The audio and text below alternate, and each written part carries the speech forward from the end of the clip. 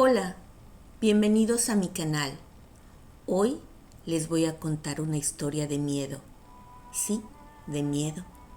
Espero que la disfruten. La noche de la Tzitzinime. El anochecer llegaba a la casa con una lentitud solemne, envolviendo los pasillos en sombras cada vez más profundas. Chelita, de 7 años, se sentía inusualmente nerviosa. Se había metido en su cama al otro lado de la habitación que compartía con su hermana mayor, Blanquita. Las camas estaban separadas por un par de metros y una mesita de noche, pero la cercanía no lograba disipar la inquietud que se había instalado en el pecho de Chelita.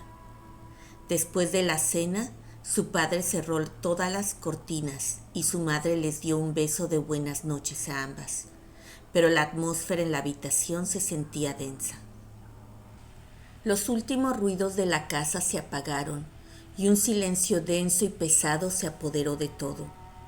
Chelita cerró los ojos con fuerza, deseando que el sueño llegara rápidamente, pero una sensación de presencia la mantenía despierta. Era un cambio sutil en el aire, un frío que se coló por debajo de la puerta de su habitación.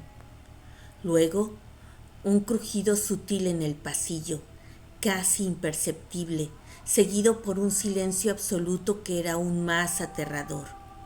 Blanquita dormía profundamente. Su respiración suave y constante era el único sonido reconfortante en la habitación.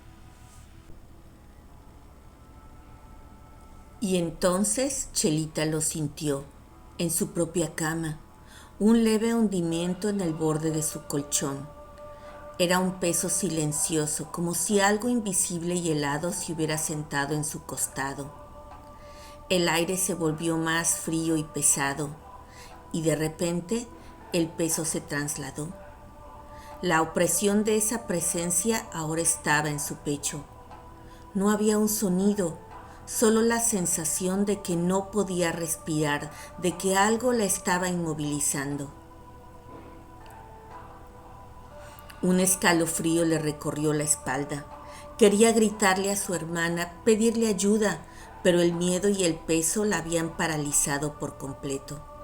No podía hablar ni moverse. Su mente luchaba por escapar de la parálisis, sabiendo que no podía quedarse ahí. Con el corazón latiendo desbocado, se armó de valor y con un movimiento brusco se arrastró silenciosamente a la cama de Blanquita. Se acurrucó junto a ella sintiendo el calor tranquilizador de su hermana, y así, protegida por esa cercanía, finalmente se durmió, cayendo en el eterno vacío de su sueño. La mente de Chelita, de 7 años, era un lugar de vacío. Cada noche sin falta, el mismo sueño la encontraba, un espacio negro infinito donde su padre, una figura lejana y borrosa, se hacía cada vez más pequeño. Nunca desaparecía, solo se alejaba, dejando atrás una sensación de soledad helada que le oprimía el pecho. Ese sueño era un abismo personal, y su cuerpo, en un acto inconsciente, buscaba escapar de él. Y así era como empezaban las noches inquietantes. Chelita caminaba en sueños guiada por el frío, bajando las escaleras para sentarse en la vieja silla del comedor. Pero esa noche fue diferente. El sueño se desvaneció, no por el amanecer, sino por un sonido, un chapoteo suave y rítmico que venía de fuera. No era el goteo de la lluvia, ni el murmullo del viento, era un sonido deliberado, como si alguien estuviera jugando en el agua de la pila del patio. El corazón de Chelita, aún helado por el sueño, comenzó a latir con una nueva clase de pánico. En puntillas se arrastró hasta la ventana.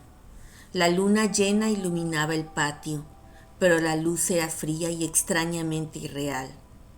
El aire, de repente, se cargó de un frío intenso que la hizo temblar. El vaho de su boca y nariz se hacía visible con cada respiración. La superficie de la pila de agua estaba agitada, las ondas se movían solas, como si un ser invisible estuviera nadando en ella. Un escalofrío le recorrió la espalda, un frío que era familiar, el mismo frío que sentía en el abismo de su sueño. La sensación de ser observada, de ser una simple espectadora, la hizo temblar. La luna se ocultó tras una nube y el patio se hundió en una oscuridad total. Los chapoteos se hicieron más violentos, más urgentes, como si el ser en el agua estuviera luchando por salir. Un murmullo incomprensible como el roce de huesos llenó el aire. Cuando la luna reapareció, la figura estaba ahí, una silueta delgada y esquelética, hecha de sombras y de noche, flotando sobre la pila. No danzaba, sino que se inclinaba sobre el agua, como si estuviera intentando sacar algo de su interior. Chelita sintió que se quedaba sin aire. La figura se enderezó lentamente y giró su cabeza sin rostro hacia la ventana. La niña vio un destello de luz estelar en las cuencas vacías de sus ojos y supo que se trataba de una tzitzimime, un ser del que su abuelita Blanca siempre le había advertido. Las historias de su abuelita cobraron vida en su mente. Las tzitzimime eran espíritus esqueléticos que vivían en las estrellas, seres de la oscuridad que se manifestaban en la tierra para sembrar el terror.